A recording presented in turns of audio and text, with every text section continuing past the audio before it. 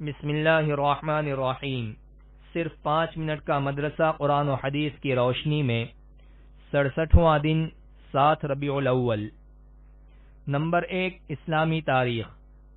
حضرت عیسیٰ علیہ السلام کے معجزات اور خصوصیات۔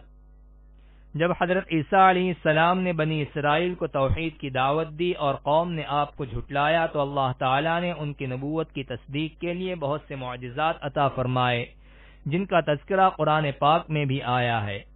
مثلا اللہ تعالیٰ نے ان کو بغیر باپ کے پیدا فرمایا اور پیدائش کے بعد انہوں نے گود ہی میں اپنی ماں کی پاک دامنی کی گواہی دی۔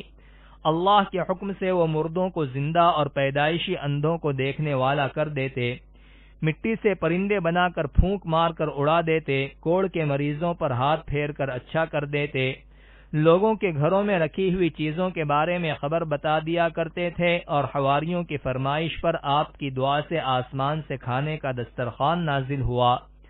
آخر میں اللہ تعالیٰ نے دشمنوں سے حفاظت کرتے ہوئے ان کو زندہ آسمان پر اٹھا لیا، اور آخری زمانے میں قیامت کے قریب آسمان سے اتریں گے اور دجال کو قتل کریں گے۔ نمبر 2، اللہ کی قدرت۔ طوطا۔ اللہ تعالیٰ نے بعض پرندوں کو بڑی خصوصیت عطا فرمائی ہے، ان میں سے ایک طوطا بھی ہے۔ یہ زیادہ تر ہرے رنگ کا ہوتا ہے۔ اس کی آواز سے لطف اندوز ہونے کے لیے لوگ اسے اپنے گھروں میں پالتے ہیں۔ یہ بڑا خوش آواز، نہایت ہی سمجھدار اور نقل اتارنے کی مکمل صلاحیت رکھتا ہے۔ لوگ اس کے سامنے آئینہ رکھ کر اسے سکھاتے ہیں، تھوڑی سی تعلیم سے وہ بات چیت کرنے لگتا ہے۔ آخر اس چھوٹے سے پرندے کو سیکھنے اور نقل اتارنے کی صلاحیت کس نے عطا فرمائی؟ بے شک یہ اللہ ہی کی قدرت ہے جو پرندوں کو انسان کی بولی بولنے کی قدرت دیتا ہے۔ نمبر 3، ایک فرض کے بارے میں۔ ہر حال میں نماز پڑھو۔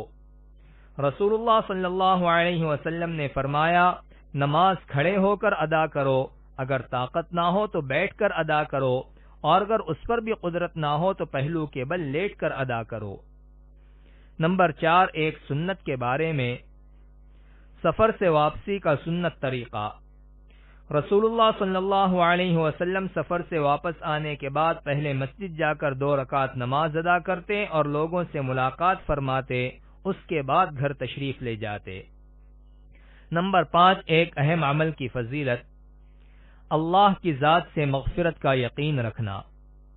رسول اللہ صلی اللہ علیہ وسلم نے فرمایا کہ اللہ تعالی فرماتا ہے، جس آدمی نے میرے بارے میں یہ یقین کر لیا کہ میں گناہوں کی مغفرت پر قادر ہوں تو میں اس کی مغفرت کر دوں گا، اور مجھے کوئی پرواہ نہیں جب تک کہ وہ میرے ساتھ شرک نہ کرے۔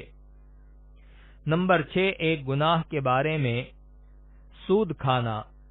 رسول اللہ صلی اللہ علیہ وسلم نے فرمایا، آدمی کا جان بوجھ کر سود کا 1 درہم بھی کھانا 36 مرتبہ زنا کرنے سے زیادہ سخت گناہ ہے۔ نمبر 7، دنیا کے بارے میں۔ دنیا کی قدر اللہ کے نزدیک۔ رسول اللہ صلی اللہ علیہ وسلم نے فرمایا، اگر دنیا کی قیمت اللہ تعالی کے نزدیک مکھی کے پر کے برابر بھی ہوتی تو اللہ تعالی کسی کافر کو 1 گھونٹ پانی نہ دیتا۔ نمبر 8، آخرت کے بارے میں۔ اہل جنت سے اللہ کی دوستی۔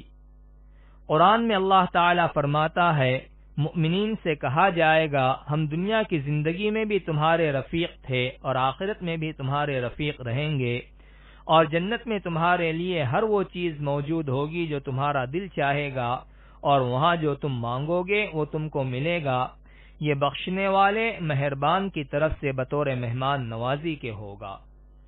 نمبر 9، قرآن سے علاج۔ قرآن ہر مرض کے لیے شفا اور رحمت ہے۔ قرآن میں اللہ تعالی فرماتا ہے، وَنُنَزِّلُ مِنَ الْقُرْآنِ مَا هُوَ شِفَاءٌ وَرَحْمَةٌ لِّلْمُؤْمِنِينَ۔ ترجمہ، ہم قرآن میں ایسی چیزیں نازل کرتے ہیں جو ایمان والوں کے حق میں شفا و رحمت ہے۔ نمبر 10، قرآن کی نصیحت۔ قرآن میں اللہ تعالی فرماتا ہے، اے لوگو، اس رب کی عبادت کرتے رہو جس نے تمہیں اور تم سے پہلے لوگوں کو پیدا کیا تاکہ تم پرہیزگار بن جاؤ۔